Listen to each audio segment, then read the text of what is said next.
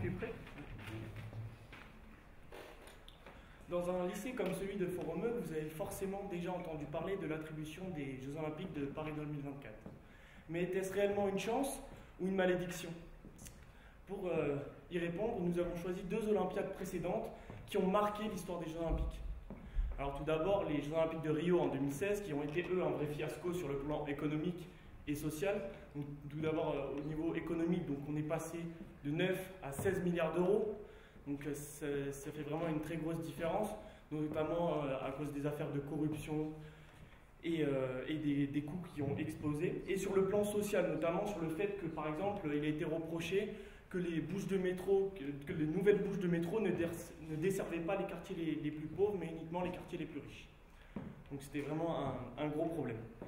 Et les Jeux Olympiques de Los Angeles en 1984, qui eux ont été une vraie réussite sur le plan économique, ils n'ont coûté que 3,4 milliards. Ce sont les seuls Jeux Olympiques qui ont fait du bénéfice. De plus, si aujourd'hui il y a tout un programme de sponsoring, alors tout à l'heure on a parlé du football, et dans tous les événements sportifs, et ça vient de là.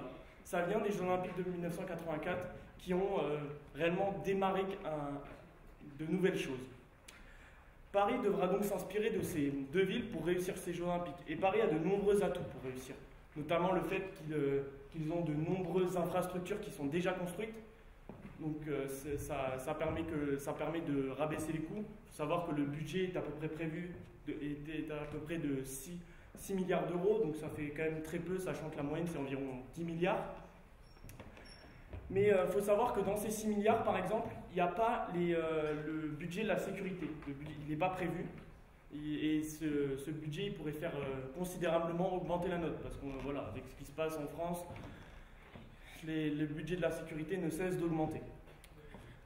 De plus, il y a des choses que les organisateurs ne maîtrisent pas. Notamment le fait qu'on ne sait pas comment l'économie va évoluer d'ici 2024. En effet, c'est ce qui s'est passé pour Rio. En 2009, quand ils ont eu l'attribution des Jeux Olympiques, ça se passait très bien pour eux. L'économie, elle était en parfaite hausse.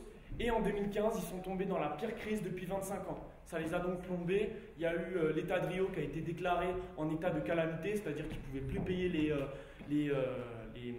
les fonctionnaires. Donc ça a amené de graves crises. Donc il faudra faire attention à tous ces événements extérieurs pour que Paris réussisse. Merci.